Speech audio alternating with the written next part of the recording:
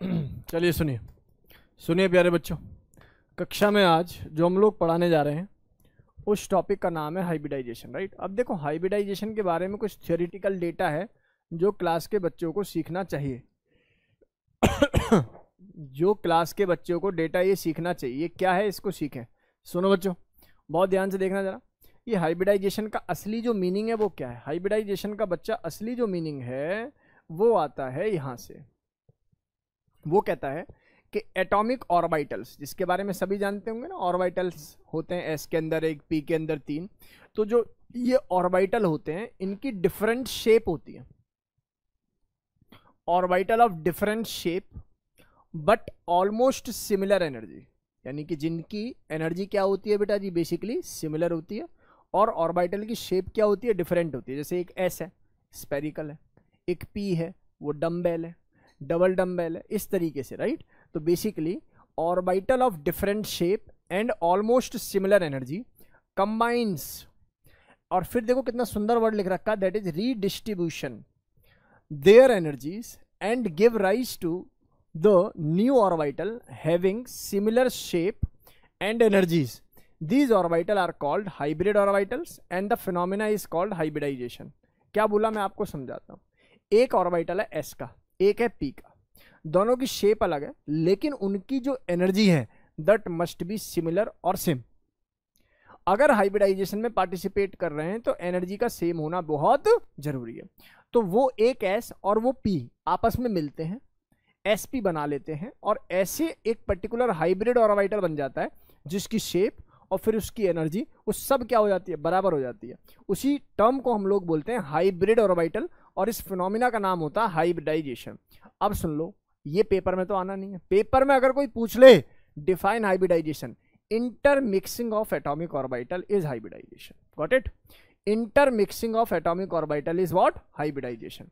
यानी कि हाइब्रिडाइजेशन का मतलब कहीं ना कहीं ऑर्बिटल का इंटरमिक्स होना ही है, ऑर्बिटल का इंटरमिक्स होना ही है। चलिए सीखिए, समझिए।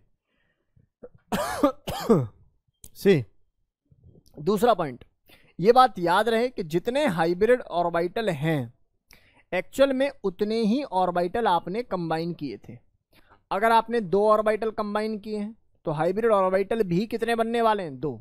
बच्चा क्या काम करता है, एक एस और एक पी, दोनों को जोड़ के एसपी समझ लेता है और सोचता है एक हाइब्रिड ऑर्बिटल। गलत। हाइब्रिड ऑर्बिटल का सेंस ये है कि जितने ऑर्बिटल आपने कंबाइन किए हैं, the number of atomic orbital combine is equal to number of hybrid orbital. आगे चल के इसी बात को मॉथ ने सिखाया। मॉथ बोले तो मॉलिक्यूलर ऑर्बिटल थियरी। उसने बताया कि एक बॉन्डिंग में चला जाता है तो एक एंटी बॉन्डिंग में। दो ऑर्बिटल को कंबाइन किया, एक बॉन्डिंग बना दिया और एक क्या बना दिया, एंटी बॉन्डिंग। तो ये आगे का फिनोमिना रहा, लेकिन क्योंकि पॉइंट है तो पॉइंट को सीखना तो चाहिए।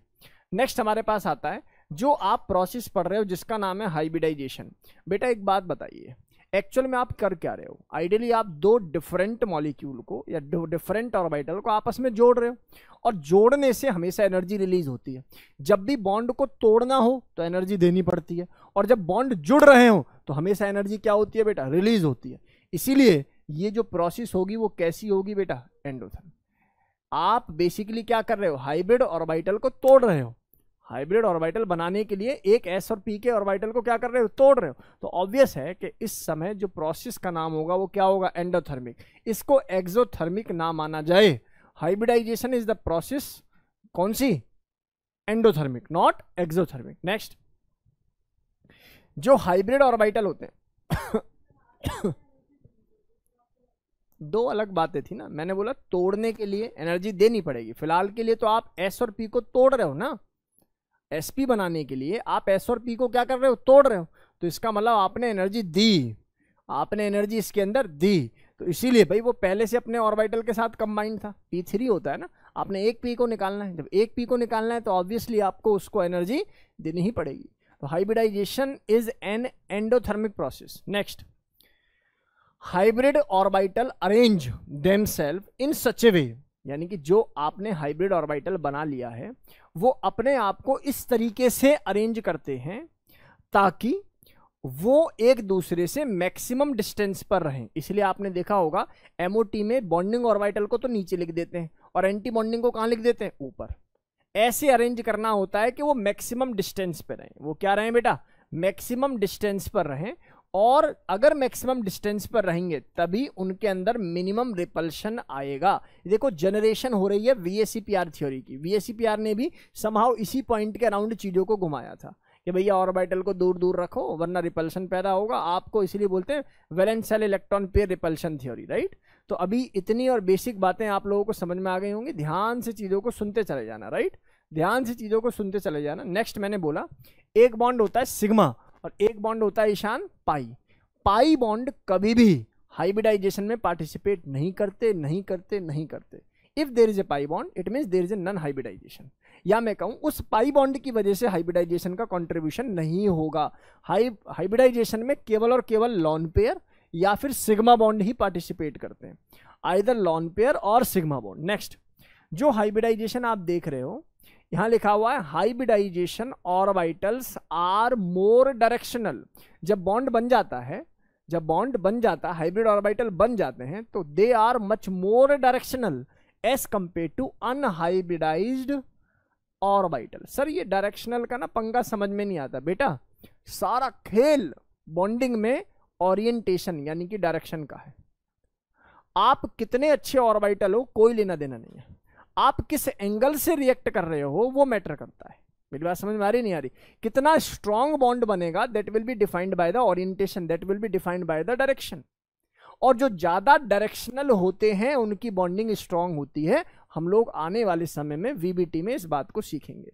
सर ये क्यों पढ़ा रहे हो जब सब कुछ आने वाले समय में सीखेंगे? तो रखना पड़ेगा, ठीक है ना, थोड़ा थोड़ा आप लोगों को रुककर चीजों को पढ़ना पड़ेगा।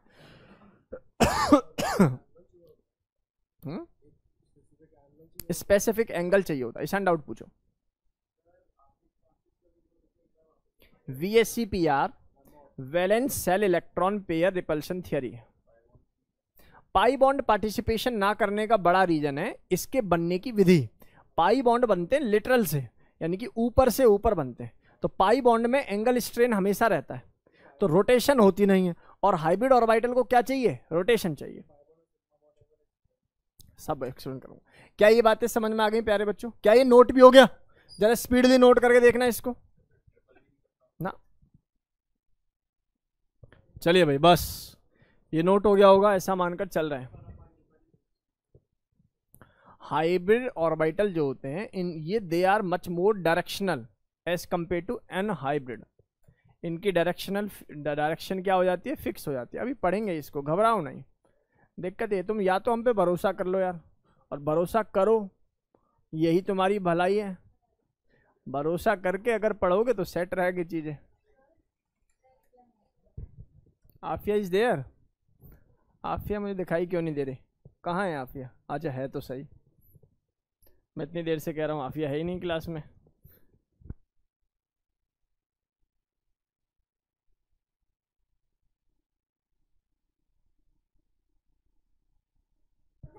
ठीक है, घबरा क्यों रहे हो? सुनो सुनो सुनो रे, ए भाई खत्म बच्चे हो तुम लोग यार। कहाँ गया? हाँ अरे जीवन तो बड़ा, अरे हो जाएगा ये, चलो हो गया।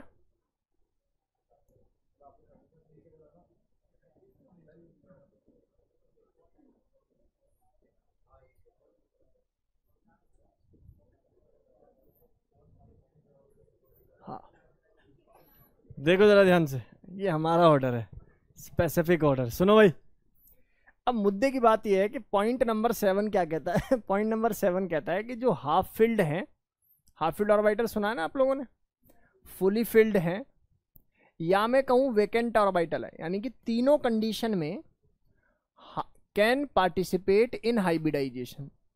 तीनों कंडीशन में हाइब्रिडाइजेशन के अंदर क्या मिल सकता है? पार्टिसिपेशन मिलेगा। क्योंकि हाइब्रिडाइजेशन के अंदर कौन मिलते हैं? Orbital, not electrons. नहीं बात समझ में? This is the intermixing of orbital.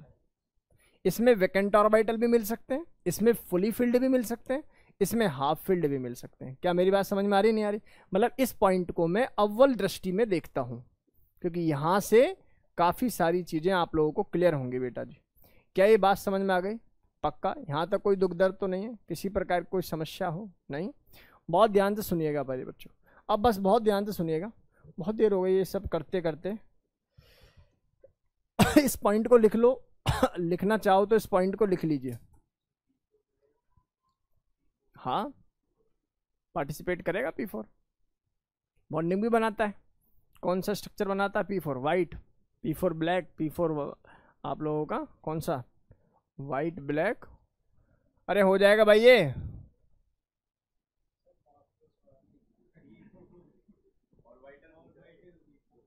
P4 क्यों करेगा? वो तो फिर डी इन्वॉल्व हो गई ना, डी इन्वॉल्व हो गई ना फिर। अरे हो जाएगा बेटा ये। चलिए मानकर चल लेते हैं कि आप लोगों से हो जाएगा। चलो थोड़ा उल्टा सीधा चल रहे हैं, लेकिन ठीक है, अभी कोई अपने पास यही मजबूरी है। सुनो ध्यान से, सुनो बच्चा, सुनिए प्लीज बच्चा, ध्यान से सुनना। अब मैं रियल हाइब्रिडाइजेशन शुरू करने जा रहा हूँ, कृपया करके बोर्ड की तरफ देखते रहें, नज़र नहीं हटनी चाहिए। ये टॉपिक आप लोगों ने पहले भी पढ़ा होगा, ऐसा मैं मानकर चल रहा हूँ, लेकिन फिर भी मैं बेसिक से इसको स्टार्ट करूँगा। भैया सुन ले भाई, सारा खेल हाइब्रिडाइजेशन में किसका है? सारा खेल हाइब्रिडाइजेशन में एक फैक्टर है जिसका नाम है Z। देखो हाइब्रिडाइजेशन में एक फैक्टर है जिसका नाम है Z, और Z निकालने के दो तरीके हैं। एक का नाम है मेथड नंबर 1 और एक का नाम है मेथड नंबर 2। सर आपकी दृष्टि में सबसे अच्छा मेथड कौन सा है? Method number 2। लेकिन हम लोग शुरू किससे करेंगे? मेथड नंबर 1 से। ठीक, मेथड नंबर 1 में Z जिसका नाम स्टेरिक कांस्टेंट है, जिसका नाम नंबर ऑफ ऑर्बिटल कंबाइनिंग भी होता है, जिसका नाम हाइब्रिडाइजेशन कांस्टेंट भी है, को कैसे निकालते हैं? इसका फॉर्मूला होता है number of sigma bond, number of sigma bond plus number of dative bonds. मैं देख रहा हूं कोई बच्चा पीछे से बात कर रहा है। Number of dative bonds plus number of lawn pairs, और प्लस अगर कोई माइनस चार्ज है, और माइनस अगर कोई प्लस चार्ज है। सर बिल्कुल नहीं समझ में आया, यही चाहता था मैं। अब ध्यान से सीखिए भाई सभी बच्चे, बातों को समझने की कोशिश करो। Z का मतलब हो गया आपका number of sigma bond, dative bond, lawn pairs, negative charge, positive charge. देखिए लॉन पेयर्स जनरली यहाँ पर यूज नहीं होंगे, और लॉन पेयर की वजह से ही मैं आपको मेथड नंबर 2 सिखाऊंगा, जिसके बाद मेथड नंबर 1 क्या, इसको भूल ही जाओगे आप लोग, राइट। लेकिन अभी के लिए जरूरी है इसको सीख लें हम लोग। सी Z की वैल्यू, Z की मिनिमम वैल्यू कितनी होगी? सर कम से कम तो 2 ऑर्बिटल मिलेंगे। ऐसा तो नहीं है कि एक अपने आप से ही बॉन्ड बना ले, दिस इज नॉट पॉसिबल। तो कम से कम कितने ऑर्बिटल की इंटरमिक्सिंग होती है? 2। जब 2 ऑर्बिटल मिलेंगे तो आप थोड़ा बुद्धि लगा के बताना मुझे बेटा। S सबशेल सुना होगा आपने, P सबशेल सुना होगा आपने, D सबशेल सुना होगा आपने, F सबशेल भी सुना होगा। 1 2 3 4 5। मुझे बताओ, मुझे 2 ऑर्बिटल को कंबाइन करना है, S और P को कंबाइन कर लूं तो क्या उसकी हाइब्रिडाइजेशन मुझे क्या लिखनी चाहिए? sp। अगर मैं 3 को कंबाइन करता हूं तो हाइब्रिडाइजेशन sp2। अगर मैं 4 को कंबाइन करता हूं तो sp3, और अगर 5 को कंबाइन करता हूं तो sp3, और इस बार कौन आ जाएगा? db। अगर 6 को कंबाइन करता हूं तो sp3d2। मैं अभी ये कह ही नहीं रहा कि शेप क्या है, मैं तो ये समझाने की कोशिश कर रहा हूं कि इस तरीके का डेटा भी बच्चे को आना चाहिए। अगर मैं 7 कर दिया Z की वैल्यू तो हाइब्रिडाइजेशन बिकम sp3d3। तो ये बेसिक फंडामेंटल बातें मेरी क्लास के सभी बच्चों को क्रिस्टल क्लियर होनी चाहिए। बहुत आसानी से ये बातें क्लास के सभी बच्चों को क्रिस्टल क्लियर हो। तो Z की वैल्यू पता लग गई, number of sigma bond plus dative bond plus lone pair plus minus charge minus plus charge से आप लोग देख पाते हो किसकी वैल्यू? Z की वैल्यू देख पाते हो। किसकी वैल्यू देख पाते हो बेटा? Z की वैल्यू। अब मुद्दे की बात आती है, sir how can we calculate the number of sigma and lone pairs? बहुत ही सिंपल तरीका है,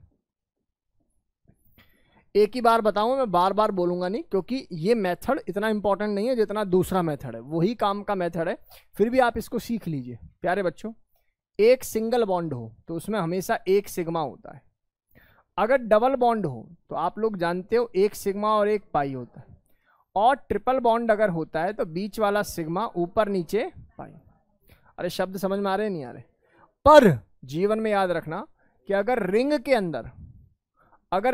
अंदर डबल बॉन्ड हो तो नो डाउट एक सिग्मा एक पाई बना लेना, लेकिन अगर रिंग के अंदर ट्रिपल बॉन्ड हो, ऐसा पॉसिबल ही नहीं है कि फिर ये पाई बन जाए। ये बाय डिफॉल्ट क्या बन जाता है? सिग्मा ही बन जाता है। Very very very very important, reason being क्योंकि ये आउट ऑफ द प्लेन हो जाता है। यानी कि जो पाई बॉन्ड होता है वो हमेशा प्लेनर बॉन्ड होता है, यानी कि इन प्लेन होता है। यानी कि पाई, अगर यहाँ पाई बॉन्ड बना दिया तो पाई बॉन्ड यही बनेगा, जबकि ये वाला पाई बॉन्ड ऐसे हो जाता है। तो ये बाय डिफॉल्ट लंबा बॉन्ड होने की वजह से सिग्मा बॉन्ड बन जाता है। कैसा बन जाता है बेटा? सिग्मा। सर ये बात तो आपकी आ गई समझ में, और हम लोग 10th पढ़ के आए हुए हैं तो हमें फंडामेंटल बातें भी पता है कि मान लो कल को किसी ने ये पहाड़ दे दिया और बोला कि भैया इस वाले कार्बन की हाइब्रिडाइजेशन बता दे, और एक पहाड़ ऐसे दे दिया और बोला इस वाले कार्बन की हाइब्रिडाइजेशन बता दे, इन दोनों कार्बन की हाइब्रिडाइजेशन, तो आप कहोगे सर एक ही तो है। एक नहीं है प्यारे बच्चों। जब टर्मिनल पे ट्रिपल बॉन्ड डबल बॉन्ड होता है तो उससे पहले एक और कार्बन होता है, और अगर सेंट्रलाइज है तो कोई दिक्कत नहीं। क्या मेरी बात समझ में आ रही है कि नहीं आ रही? इसका मतलब अब तो पहचानने में कमी नहीं आएगी कि कार्बन 4 बॉन्ड बनाता है, ये वाला कार्बन 4 बॉन्ड बनाए हुआ है, ये 3 बनाए हुआ है, तो इसका एक भाई हाइड्रोजन हमेशा क्या रहता है? साथ में रहता है। कोई पूछ रहा है इसकी हाइब्रिडाइजेशन बता दो, सर ट्रिपल बॉन्ड है और रिंग में भी नहीं है तो सिग्मा पाई पाई बना देंगे, और ये क्या होगा? सिग्मा। और 2 सिग्मा है और कोई लॉन पेयर नहीं है। जेड की वैल्यू 2 सिग्मा है और कोई लॉन पेयर नहीं है, डेटिव नहीं है, कोई प्लस नहीं है, कोई माइनस नहीं है, तो जेड की वैल्यू कितनी आ रही है? 2। और जेड की वैल्यू 2 आने का मतलब हाइब्रिडाइजेशन बिकम sp। शब्द समझ में आया या नहीं आया? आपको ट्रिपल बॉन्ड देखना है, कार्बन के साथ लगा हुआ हाइड्रोजन देखना है। आपने देखा sir how many sigma bond are there? 2 sigma bond are there, और जेड की वैल्यू 2 होने का मतलब हाइब्रिडाइजेशन बिकम sp।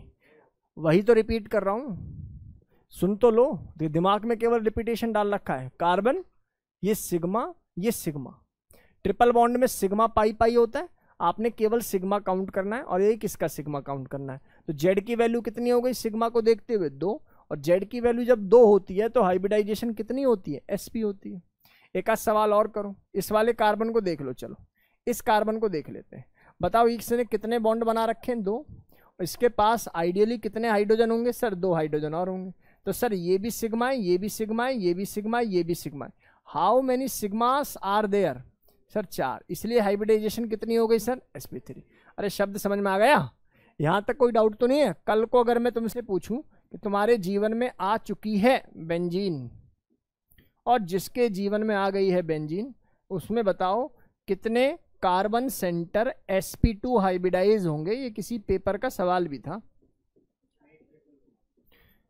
अच्छा तो आप बताइए जरा, आप किसी भी कार्बन को उठा लो, इसको उठा ले, इस कार्बन के अराउंड देखूंगा तो हाइड्रोजन वाला बॉन्ड सिग्मा है, ये वाला बॉन्ड सिग्मा है, ये वाला बॉन्ड सिग्मा, और ये वाला बॉन्ड क्या है? पाई। पाई तो काउंट करते नहीं है, या तो सिग्मा या तो डेटिव, लॉन पेयर वगैरह होते नहीं, मैं आपको बता रहा हूँ, इसलिए लॉन पेयर का ज्यादातर केसेस आपको देखेगा नहीं इसमें। तो यहाँ हाउ मेनी सिग्माज आर देयर? 3। तो जेड की वैल्यू आइडियली कितनी हो गई? 3 हो गई, तो हाइब्रिडाइजेशन बिकम sp2। अरे शब्द समझ में आया नहीं आए? बोलो। और यहाँ क्योंकि डबल बॉन्ड है ना, इस कार्बन के बीच में डबल बॉन्ड है, तो एक सिग्मा और एक क्या पाया जाएगा? पाई। अरे शब्द क्लियर है बेटा? बता दे, ये डेटा 100% क्लियर होना चाहिए। लाइट की स्पीड से इसको नोट कर लो, लाइट की स्पीड से नोट करो ये बेसिक बातें। बान डू मैसेज टू मी, सोबान डू मैसेज टू मी। इसको बोलो उस पर मैसेज करे ना। अच्छा व्हाट्सएप पे मैसेज क्यों बेटा? इसमें मैसेज नहीं हो रहा क्या जूम पे? चलो अंडरस्टूड, गुड। इधर आइए भाई, ये हमारे दोनों तीनों 9th क्लास के बच्चे हैं। 9th क्लास वाले बच्चों का ध्यान रखना पड़ता है ना। 9th के देखो 11th पढ़ रहे हैं, नहीं होशियारी है। तुम सोचो तुम 9th क्लास में हाइब्रिडाइजेशन पढ़ते तो आज ऐसी स्थिति होती नहीं? किसने पढ़ी है? ओजस ने 10th में पढ़ ली। हाँ तुमने तो हमसे पढ़ी है। चले आगे। अरे बात नहीं,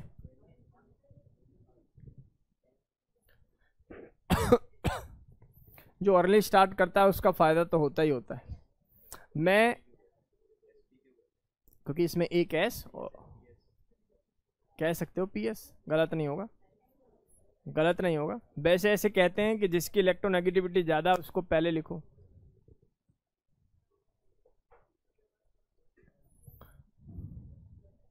पर ये थंब रूल ही है यार, है ना, ऐसा कोई फिक्स नहीं है। किताबें बदलनी पड़ेंगी, पुरानी चीज़ें हो गई हैं तो हो गई है। भाई आगे चले, आ जाओ, आराम से देखो, चीज़ों को समझो भाई। थोड़ा सा अब स्पीड बढ़ा लें, ठीक है। अब ऐसे ज़्यादा कुछ है नहीं, हम लोगों को एक मेथड पढ़ाना है, मेथड पढ़ाने के बाद नंबर ऑफ क्वेश्चंस कराने बढ़िया धुरंधर तरीके से। अब थोड़ा सा ध्यान रखें भैया, ध्यान दे जरा बोर्ड पे, अब है ना, अब थोड़ा सा ध्यान देने की ज़रूरत है आप लोगों को। कृपया करके ध्यानपूर्वक चीज़ों को सुने मेरे प्यारे बच्चों। मैं छोटे छोटे छुटपुट टाइप के कुछ क्वेश्चंस दे रहा हूँ आप लोगों को, जो आपको करने हैं। देखो कितना बेसिक सवाल है, महा बेसिक सवाल। एन अवस्थी का लेवल 3 या लेवल 2 का पहला सवाल है, आपसे पूछा हुआ है number of sigma and pi bonds बता दीजिए। या आपसे कोई हाइब्रिडाइजेशन पूछे तो आप समझ जाओगे सर, क्योंकि कार्बन 4 बॉन्ड बना रहा है तो यहाँ कोई हाइड्रोजन नहीं होगा प्रेशर, यहाँ भी कोई हाइड्रोजन नहीं होगा, ठीक है। क्या ये बेसिक फंडामेंटल बातें क्लियर है मेरे प्यारे बच्चों? मैं आपसे क्या कह रहा हूँ, अगर मैं इस कार्बन सेंटर के बारे में बात करूँ, क्योंकि ये ट्रिपल बॉन्ड है, ये बीच वाला क्या रहेगा सिग्मा, और ये क्या रहेगा बेटा पाई, और ये वाला क्या रहेगा सर सिग्मा। भाई ये ज्ञान की बात थी। यहाँ बच्चे क्या करते हैं, क्योंकि रटा हुआ गेम है कि ट्रिपल बॉन्ड मतलब 2 पाई, और यहीं फंस जाते हैं। मैंने बोला रिंग में ट्रिपल बॉन्ड का मतलब तीसरा बॉन्ड सिग्मा ही होगा, वहां 2 सिग्मा और एक क्या रहेगा पाई रहेगा, 2 सिग्मा और एक क्या रहेगा पाई। ध्यान से देखो बेटा बोर्ड की तरफ, ये भी क्या रहेगा सिग्मा, ये ऊपर वाला सिग्मा, ये सिग्मा ये पाई, ये सिग्मा ये सिग्मा, ये सिग्मा ये सिग्मा ये पाई, ये सिग्मा ये सिग्मा। शब्द समझ में आया नहीं आए, काउंट कर लेंगे। बाकी सवाल तो आपसे ये पूछता, सवाल तो आपसे ये पूछता इस कार्बन की हाइब्रिडाइजेशन बता दो। नॉर्मल जिंदगी में क्या करता बच्चा, 2 सिग्मा बोल के sp बोल जाता, और ट्रिपल बॉन्ड में सिखाते ही sp है। लेकिन the right answer of this question is sp2। Are you getting my words और नॉट?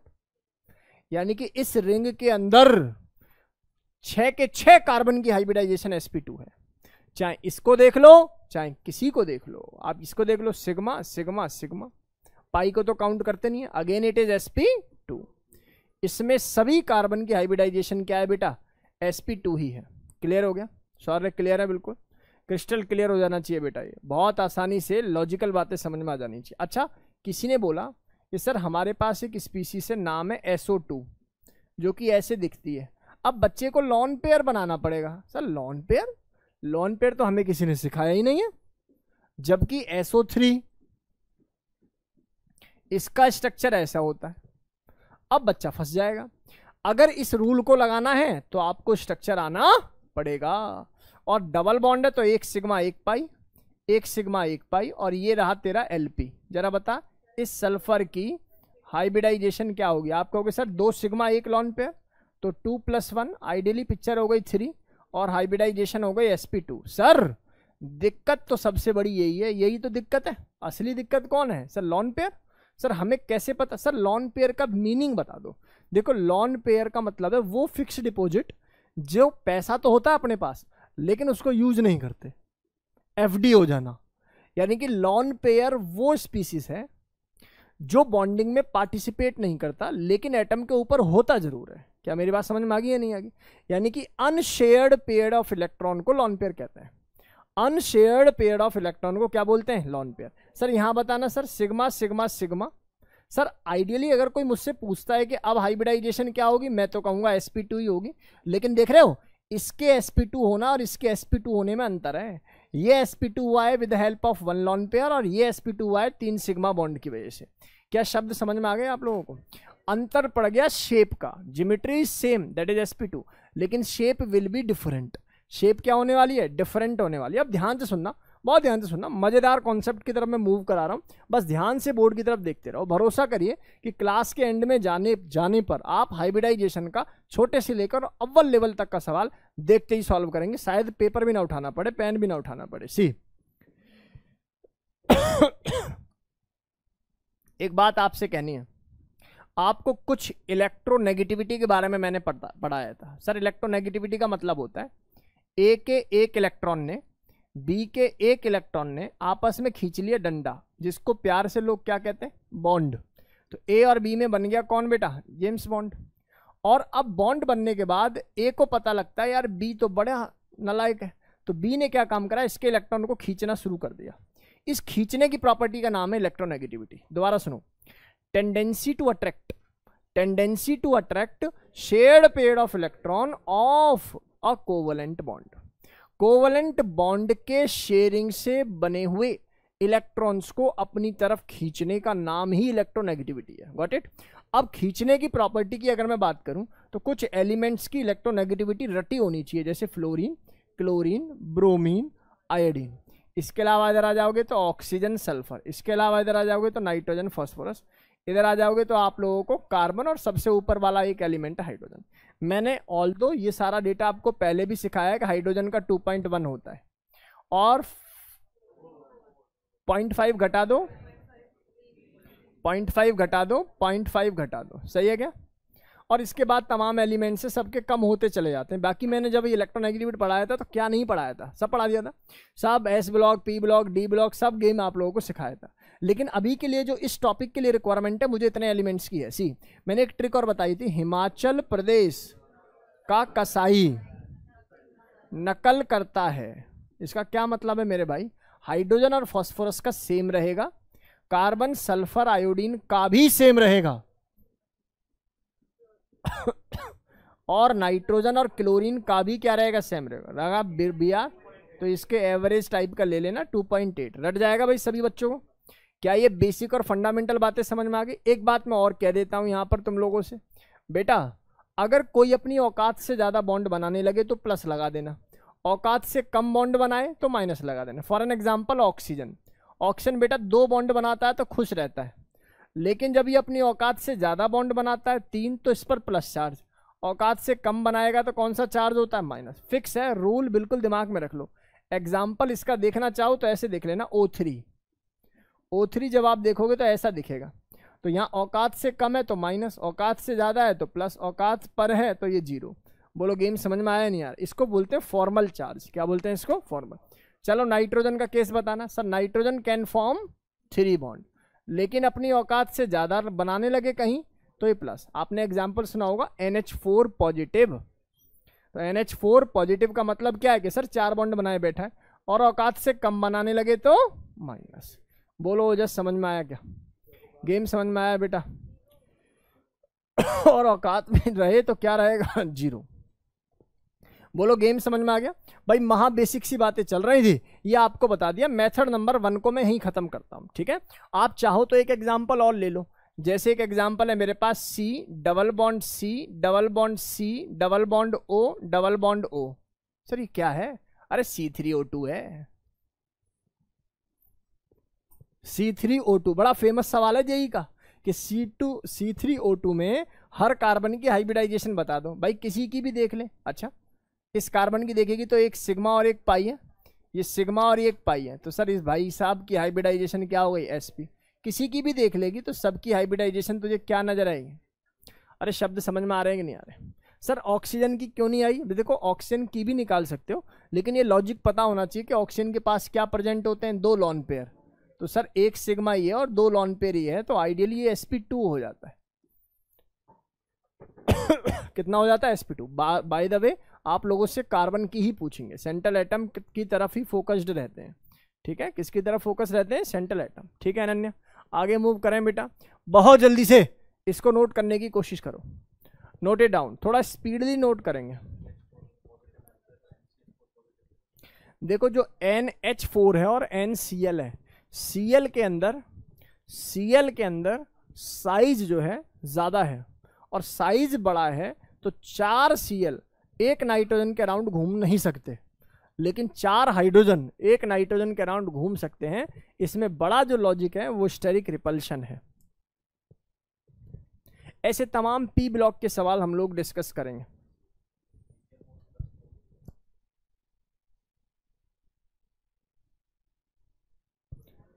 चलिए आगे देखिए बच्चों, इधर देखो बेटा, बस बस बस बस मानकर चल रहे हैं कि आप लोगों का ये हो गया होगा। बनता नहीं है, PCL 5 बनता है बेटा। आगे मूव करें। कुछ अच्छे बच्चों से कह रहा हूं मैं ये बात, कक्षा 12 शुरू कर दीजिए। कल आप लोगों का ओलंपियाड का निकलने वाला फॉर्म, कल या परसों 18 को निकलना है ना। हाँ रजिस्ट्रेशन कर दो भाई सभी, ठीक है ना, रजिस्ट्रेशन कर दो, रजिस्ट्रेशन कर दीजिए ओलंपियाड वाले का, हम तैयारी कराएंगे उसकी बस। चलो भाई इधर आओ, इधर आएंगे भाई सभी बच्चे, सुनेंगे, इधर सुने भाई, सुन लीजिए ध्यान से, समझ लीजिए, कॉन्सेप्ट को सीख लीजिए। इधर आएंगे भाई सभी बालक, बच्चा इधर देख। अब मैं मेथड नंबर 2 पढ़ा रहा हूं।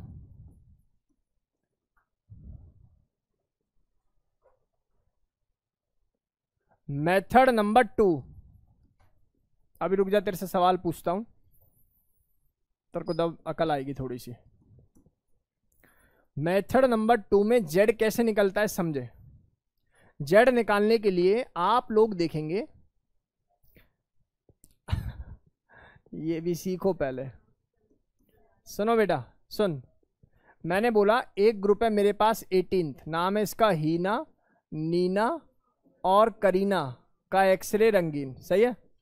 एक ग्रुप है मेरे पास 17, कौन सा, फिर कल बाहर आएगी ऑटो।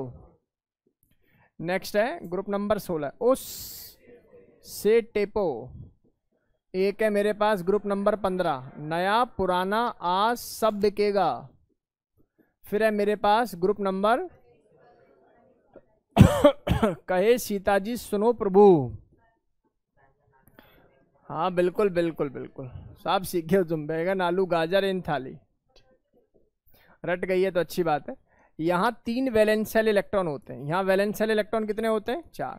यहाँ कितने हो जाएंगे, 5। यहाँ कितने हो जाएंगे, 6। यहाँ कितने हो जाएंगे, 7। यहाँ कितने हो जाएंगे, 8। अब याद रखना सर ने क्या बोला है, वैलेंस शेल इलेक्ट्रॉन। वैलेंस का मतलब होता है अंतिम शेल में इलेक्ट्रॉन, इसी को वैलेंस इलेक्ट्रॉन, इसी को वैलेंस शेल इलेक्ट्रॉन के नाम से हम लोग जानते हैं। सर ये क्यों पढ़ा रहे हो, जरूरत है इसलिए पढ़ा रहा हूँ बेटा जी। अब ध्यान से सुनना। अब फॉर्मूला नंबर 2, मेथड नंबर 2, धुरंधर method, valence shell electron of central atom. आपने अगर LDS पढ़ लिया तो मुझे तकलीफ नहीं होगी सेंट्रल एटम बताने में कि सेंट्रल एटम क्या होता है। तो valence shell electron on central atom plus monovalent atom, कौन सा एटम, मोनोवेलेंट, प्लस यहां पर लगाना है माइनस चार्ज, और माइनस लगाना है कौन सा चार्ज, प्लस चार्ज, और इसको डिवाइड करना है किससे, 2 से। अब मुद्दे की बात ये आती है, सर ये मोनोवेलेंट क्या है। इस मोनोवेलेंट का मतलब है कोई भी हैलोजन, फ्लोरीन, क्लोरीन, ब्रोमीन और आयोडीन के साथ साथ हाइड्रोजन। मोनो का मतलब होता है एक, वैलेंट मतलब वैलेंसी, जो एक बॉन्ड बनाने की क्षमता रखे उसका नाम क्या होता है, मोनोवेलेंट, राइट। जो केवल एक ही बॉन्ड बना पाए। कोई भी हैलोजन आपको 20 बॉन्ड बनाता हुआ नजर नहीं आएगा। आगे बात समझ में। अगर वो सेंट्रल नहीं सराउंडिंग एटम है तो वो केवल और केवल कितने बॉन्ड बनाता है, एक बॉन्ड बनाता है, राइट। याद रहे सेंट्रल एटम के अलावा, आप ये नहीं कि सेंट्रल एटम में ये चीजें गुण ढूंढ रहे हो। Valence shell electron on central atom plus monovalent atom plus minus charge minus plus charge divide by 2, value of Z. और बताओ अगर जेड की वैल्यू 2 आ जाए तो हाइब्रिडाइजेशन क्या रहती है, 3 आ जाए sp2, 4 आ जाए तो sp, 5 आ जाए तो sp3d, ऐसे 6 और 7 आ जाए तो आप लोग जानते हो, मैंने d2 लिख दिया, आप d3 भी लिख सकते थे। See, let's talk about the question. See मेरे प्यारे बच्चों, आप लोगों ने मुझसे एक सवाल सीख लिया था। सवाल क्या था सर, सवाल बड़ा सिंपल था। आपने सवाल दिया था हमें SO2, बहुत सुंदर।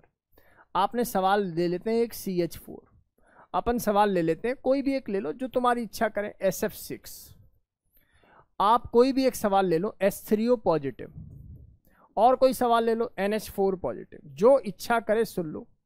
मैं एक एक करके इन सवालों को उड़ा रहा हूं। बेटा सल्फर सेंट्रल एटम है या नहीं, पहले इस बात बताओ। सर कैसे पता लगेगा, जो कम होगा ना नंबर में वो सेंट्रल एटम होगा।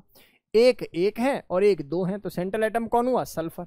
आप मुझे बताइए अगर S sulphur atom central atom है तो इसके वैलेंस शेल इलेक्ट्रॉन की संख्या कितनी होती है sir, S belong to 16th group, और 16th ग्रुप में वैलेंस शेल इलेक्ट्रॉन्स आर 6, तो इसका मतलब ये हो गया 6 प्लस क्या कोई मोनोवैलेंट एटम है, आप कहोगे नो इट इज डाईवैलेंट। भाई ऑक्सीजन 2 बॉन्ड बनाता है, 1 बॉन्ड नहीं बनाता इन जनरल। तो इसका मतलब ये हो गया कि सर इसकी वैल्यू कितनी भी हो मुझे 0 लिखनी पड़ेगी। डिवाइड बाय 2 करूंगा तो वैल्यू कितनी आ जाएगी 3, और 3 के केस में हाइब्रिडाइजेशन कितनी आ जाती है sp2। किसी ने पूछा भाई लॉन पेयर बताइए, लॉन पेयर तो कैसे निकालते हैं lone pair. Lone pair is equal to z minus surrounding atom. Surrounding atom is what, this one, एक सेंट्रल एटम तो एक सराउंडिंग। तो भैया z की वैल्यू 3 माइनस 2 तो पिक्चर आ गई 1। आप याद करो क्या मैंने SO2 के अंदर एक लॉन पेयर बनाया था, याद आ गया, H डबल बॉन्डो और एक लॉन पेयर बनाया था। Are you getting my words और नॉट। आप पुराना वाला मेथड भी यूज कर सकते हो। बॉन्ड पेयर कितने हो गए बेटा जी 2, और एक क्या हो गया लॉन पेयर, दोनों को ऐड कर दोगे तो कितनी वैल्यू आ जाएगी 3। 3 की हाइब्रिडाइजेशन क्या होती थी पुराने वाले फॉर्मूले से sp2, और इस तरीके से भी क्या निकाल पाओगे sp2। बताओ कौन सा मेथड अच्छा, क्यों, क्योंकि sir no need to draw the structure. Next CH4 बता बेटा। सर CH4 में कार्बन बिलोंग्स टू 14th, और 14th ग्रुप में वैलेंशियल इलेक्ट्रॉन क्या है 4, प्लस हाइड्रोजन क्या है मोनोवेलेंट। बेटा एक हाइड्रोजन एक बॉन्ड बनाता है, 4 हाइड्रोजन कितने बॉन्ड बनाते हैं 4, डिवाइड बाय 2 तो पिक्चर हो गई कितनी 4, और 4 की हाइब्रिडाइजेशन कितनी होती है sp3। सर लॉन पेयर बताना जरा। Sir 4 minus 4 picture become 0। Arif समझ में आया नहीं आया। SF6 बता दे बेटा। सर सल्फर वैल्यू हो गई 6 plus monovalent 6 divide by 2 is equal to 6 is equal to sp3d2। शब्द क्लियर है। कोई पूछेगा जी लॉन पेयर खेल लो। सर 6 माइनस 6 तो पिक्चर बिकम 0। बोलो हाँ या ना। H3O प्लस, इधर आ जा, H3O प्लस सुन ले, H3O प्लस बताओ चलो H3O प्लस कैसे करोगे। सर ये ऑक्सीजन है और ये कौन है अपने पास। तो सर यहां अगर मैं जाता हूं तो यहां पहले बताओ सेंट्रल एटम कौन है। सर ऑब्वियस है ऑक्सीजन। तो Z की वैल्यू कितनी हो जाएगी सर 6 प्लस मोनोवेलेंट एटम कितने 3, और जितना प्लस हो उसको क्या करना है बेटा माइनस।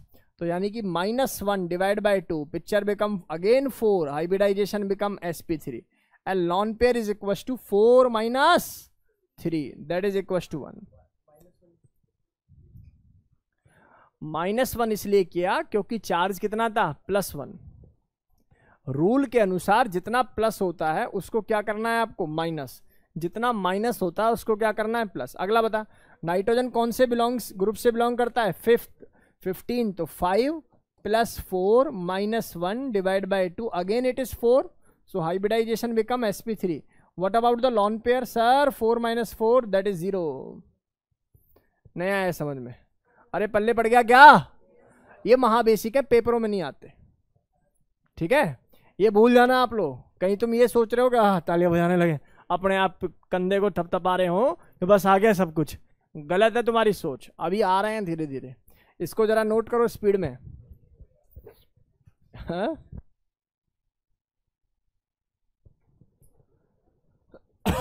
बच्चा ये PDF आ जाएगी, घबराओ मत। BeF2 सुनो, BeF2 कैसे निकालेंगे सर। बड़ा सिंपल है सर। देखो सर Be जो है ये ग्रुप 2 से बिलोंग करता है, तो इसके Z की वैल्यू किसके बराबर हो जाएगी सर 2 प्लस मोनोवेलेंट कितने 2, कोई प्लस माइनस नहीं है, डिवाइड बाय 2 तो पिक्चर 2 मतलब hybridisation become sp। Sir lone pair की संख्या कितनी हो जाएगी 2 माइनस 2 0। अरे आया कि नहीं आया। क्या थोड़ी देर पहले सवाल करा दिया गया है। C triple double bond C double bond C double bond O double bond O, carbon की हाइब्रिडाइजेशन पूछी होगी हर किसी की, कर दोगे। और सुन जरा सीखना चाहेगा इसको, ये देख। अब तुम कहोगे सर स्ट्रक्चर आपने बना दिया, मैं कैसे बनाऊं। तो किसी महारथी टीचर ने गेम तुम्हें पहले सिखाया है। इस कार्बन की हाइब्रिडाइजेशन निकाल, सुन इस कार्बन की हाइब्रिडाइजेशन निकाल तो कितना हो जाएगा 3x माइनस 4 बराबर 0, x बराबर 4/3। तो क्या इसकी हाइब्रिडाइजेशन 1 पॉइंट समथिंग आ रही है, और कार्बन की जो नेटिव हाइब्रिडाइजेशन या ऑक्सीडेशन स्टेट है वो 4 होती है। तो औकात से जब कम आती है तो carbon double bond carbon double bond carbon ही बनेगा, बीच में कोई ऑक्सीजन नहीं आएगा। ये रूल था, नहीं याद हो तो अलग बात है, बाकी रूल था। नहीं आई बात समझ में। अरे गेम समझ में आया जो मैंने अभी बोला है, जो अभी अभी बोला गया है, क्या वो बातें क्लियर हैं।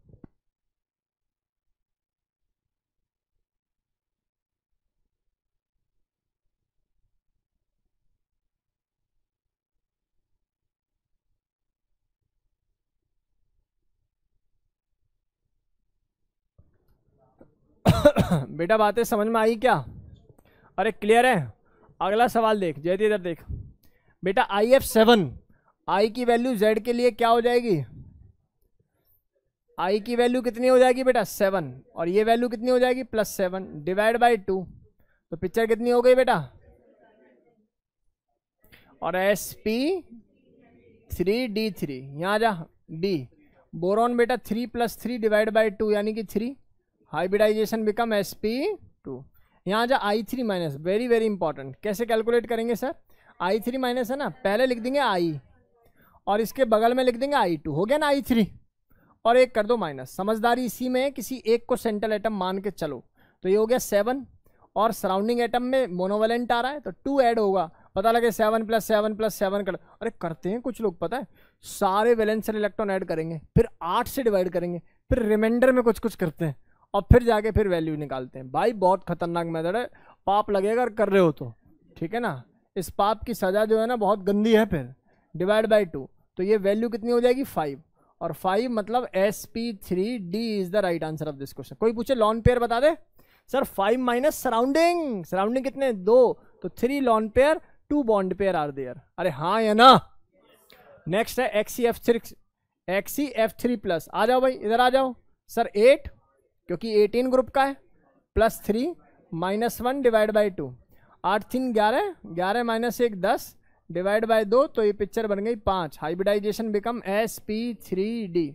लॉन पेयर बता कितना लॉन पेयर आएगा? 2। अरे हो जाएगा कि नहीं हो जाएगा? तो ये ज्ञान जो है अपने दिमाग में आप लोग रखिएगा, सीखिएगा इस कॉन्सेप्ट को। एक बात समझो, किसी ने पूछ दिया, सुन ले, n3 माइनस, अब सर वही तरीका हमारे पास, तो एक n रख दिया इधर, एक n2 इधर रख दिया, माइनस रख दिया, दैट्स इट। तरीका मत भूलना। वैल्यू कितनी आ जाएगी बेटा? 5 + 0, क्योंकि nitrogen is not a monovalent. Monovalent कौन है? हेलोजन प्लस हाइड्रोजन, और +1 डिवाइड बाई 2, ये हो गया बेटा 3। हाइब्रिडाइजेशन बिकम sp2, sp3 ना लाइक, sp2 कितना हो जाएगा? sp2। शब्द समझ में आ रहे कि नहीं आ रहे? और कर लोगे, घबराने वाली कोई बात नहीं है। अब घबराना नहीं है, अब जो अगले कॉन्सेप्ट आ रहा है ना वो मेन कॉन्सेप्ट है, वहां से सवाल पूछा जा रहा है, कृपया करके ध्यानपूर्वक सुनो। ये भी आता है, मैं ये नहीं कह रहा ये नहीं आता, लेकिन जो अभी पढ़ा रहा हूँ ना वो इंपॉर्टेंट है, कृपया करके ध्यानपूर्वक सुने। बस अगले 10 मिनट के अंदर मेन कॉन्सेप्ट पर हम लोग मूव कर जाएंगे, जिसके लिए पूरा तामझाम शुरू करा है, ठीक है।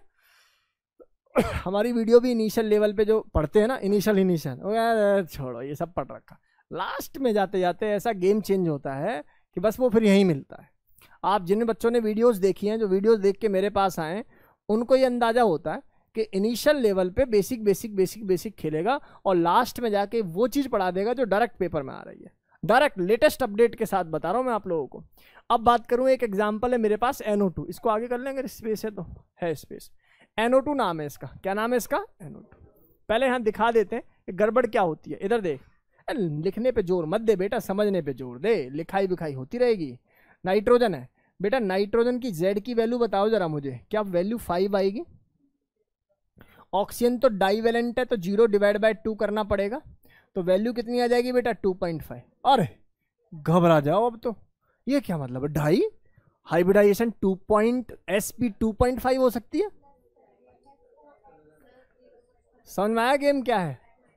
तो इसका मतलब क्या हो गया? अब थोड़ा सा बुद्धि लगानी पड़ेगी। वो बुद्धि क्या है? उसको सीखने का नाम ही एंट्रेंस है।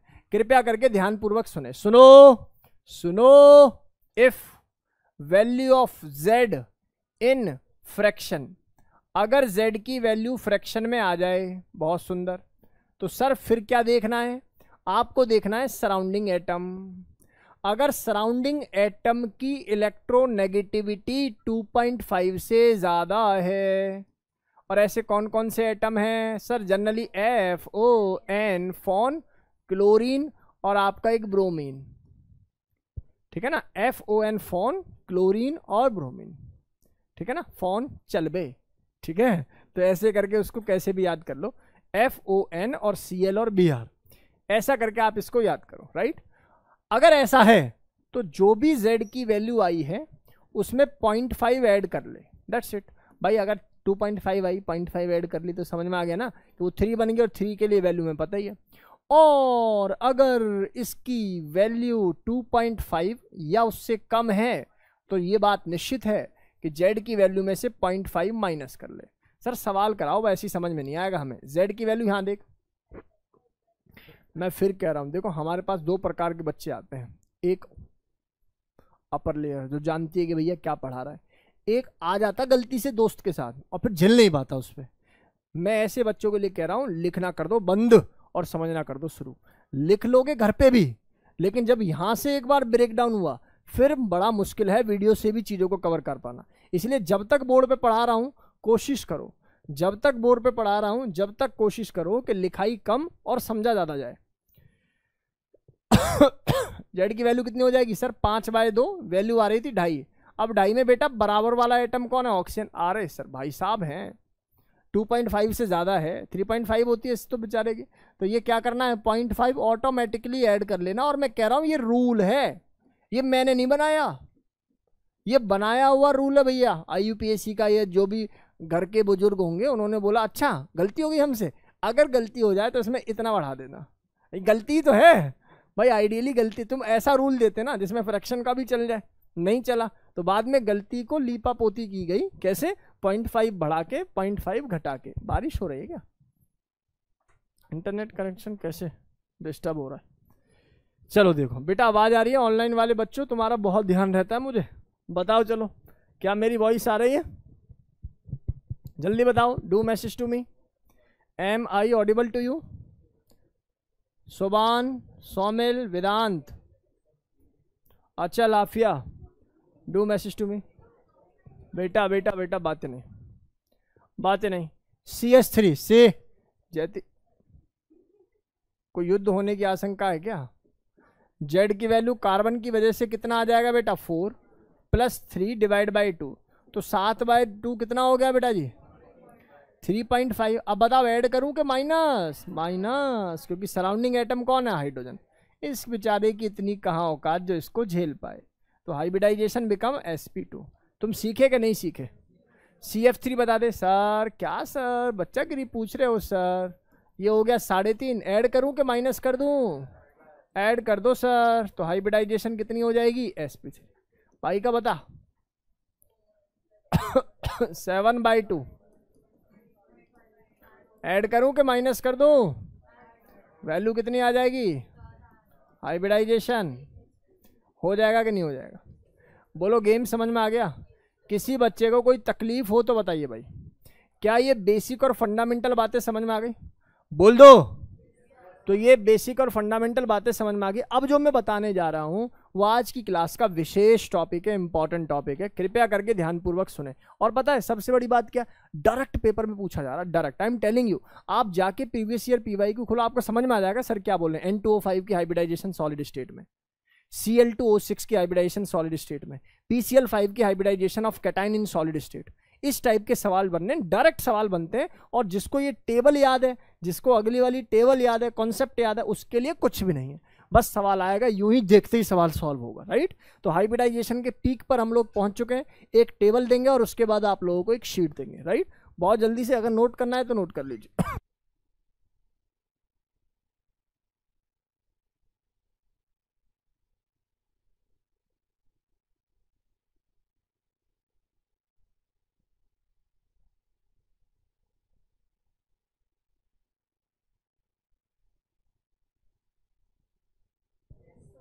ले कल को कोई तुझसे ऐसा पूछे, जैसे बच्चा सवाल पूछ रहा है मुझसे, XuO2F4 ऐसा पूछ ले, आप क्या कहोगे? सर Xc कितना हो गया? 8।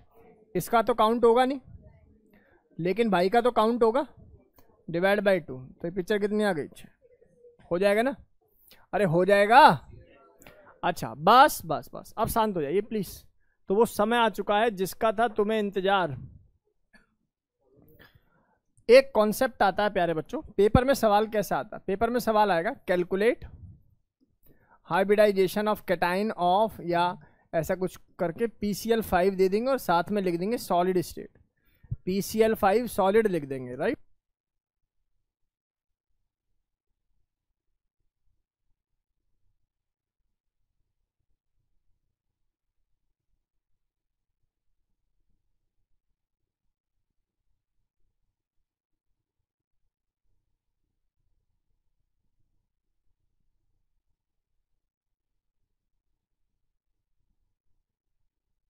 इधर आओ भाई बच्चा, इधर आ जा बच्चा, ध्यान से सुन, इधर देख ले भाई सभी बच्चे, बहुत ध्यान से चीज़ों को समझने की कोशिश करेंगे भाई सभी।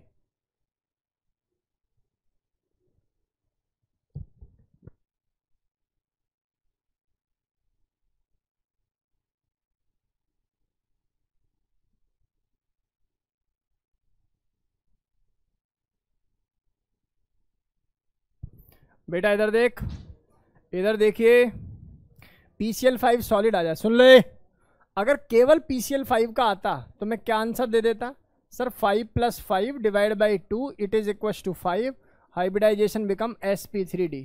अरे पल्ले पड़ा कि नहीं पड़ा? लेकिन वो ऐसे पूछ ही नहीं रहा, वो पूछ रहा PCl5 सॉलिड। तो आपको ये बात पता होनी चाहिए कि PCl5 सॉलिड में ये ब्रेक हो जाता है, दैट इज PCl4 पॉजिटिव और PCl6 नेगेटिव। तो इसका अलग निकलेगा, इसका अलग निकलेगा, और इसका कितना निकलेगा बेटा, 5 + 4 - 1 डिवाइड बाई 2। तो ये वैल्यू कितनी हो गई, 8 डिवाइड बाई 2 यानी कि 4, यानी कि sp3। ये कितना हो जाएगा भाई, 5 + 6 + 1 डिवाइड बाई 2, ये वैल्यू 6, हाइब्रिडाइजेशन बिकम sp3d2। अरे पल्ले पड़ा है नहीं पड़ा? बोल दो। ये फंडामेंटल बातें हैं, सीखनी चाहिए अच्छे बच्चे को। गेम समझ में आया नहीं आया? यानी कि कुछ कंपाउंड ऐसे हैं जो सॉलिड स्टेट में आयनिक फॉर्म में पाए जाते हैं, सॉलिड स्टेट में आयनिक फॉर्म में पाए जाते हैं। वो टेबल जिसका था तुम्हें और हमें इंतजार में बनाने जा रहा हूं। हाँ नेगेटिव भी तो है बेटा, नेगेटिव भी तो है। फॉस्फोरस 3rd पीरियड का एलिमेंट है, 2nd पीरियड का थोड़ी है जो ना बनाए। 3rd पीरियड के पास वैकेंट डी ऑर्बिटल होती है ना, आएगा ना, पर वैकेंट डी ऑर्बिटल ना फॉस्फोरस का साइज ठीक ठाक बड़ा होता है, क्लोरीन से बड़ा होता है, लेफ्ट टू राइट। हाँ 6 आ जाएंगे तो भी बना देगा। 2nd पीरियड का होता एलिमेंट तब ना बनाता, NCl5 ना बनाता। सुनो, चलो ये समय आ चुका है कॉन्सेप्ट सीखने का, कृपया करके ध्यान पूर्वक सुने। कोई पूछे भैया PCl5 की हाइब्रिडाइजेशन क्या होगी, अभी अभी बताइए सर ने। कैसे बताइए सर? सर आपने बताया ये हो गया 5, ये हो गया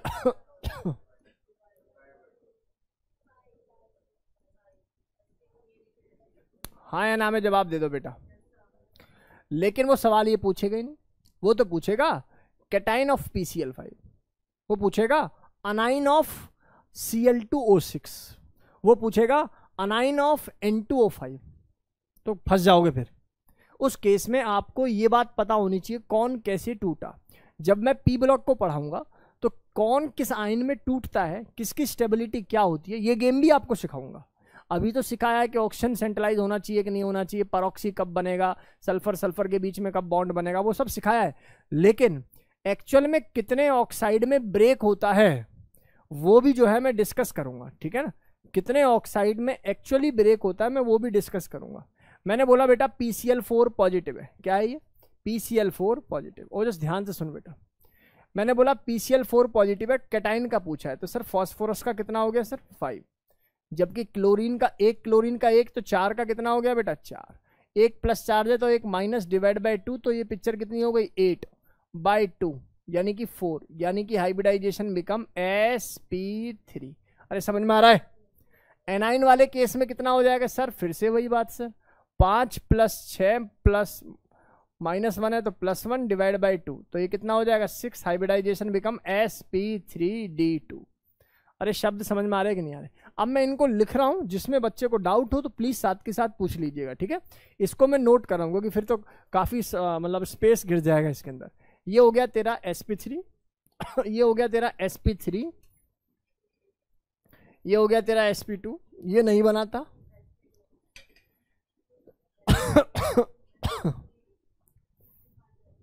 बेटा बिना देखे बता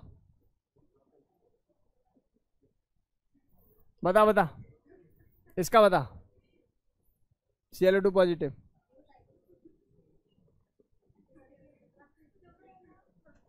sp2, और ये कितना है sp3। कोई बात नहीं, कोई बात नहीं, कोई बात नहीं होता है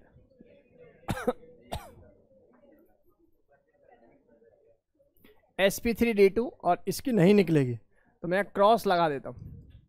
भाई F नेगेटिव की अकेले एटम की थोड़ी ना होती है हाइब्रिडाइजेशन। फिर वही बात है कि ऑर्बिटल की इंटरमिक्सिंग का खेल है। अरे NO2 पॉजिटिव का निकाल लोगे आप बहुत आसान से, sp निकलेगी और ये कितना निकलेगा sp2। ये क्रॉस है, ये भी क्रॉस है, ये दोनों sp2 और ये भी कितना होगा sp2। यहाँ मिलेगा पहले तो मैं sp3, यहाँ मिलेगा sp3d2, ये मिलेगा आप लोगों को sp3d, ये मिलेगा आपको बच्चा sp3d3, ये मिलेगा आप लोगों को sp3, ये मिलेगा sp3d, ये क्रॉस है और ये मिलेगा आप लोगों को sp3। ये आयनिक कंपाउंड है बेटा, आयनिक कंपाउंड है तो हम लोग काउंट नहीं करते इसकी डायरेक्ट। जब ये टूट जाता है अपने कैटायन एनायन में तभी कैलकुलेट कर सकते हैं, और उसमें भी I3+ की नहीं कर सकते। कौन सेंट्रल एटम है बता सकता है? नहीं ना, दो ही तो हैं, इसलिए हो जाएगा बेटा। बताइए जरा आप इसको इस वाली टेबल को नोट कर लीजिए भाई, क्वेश्चंस करने के लिए टेबल नोट कर लीजिए।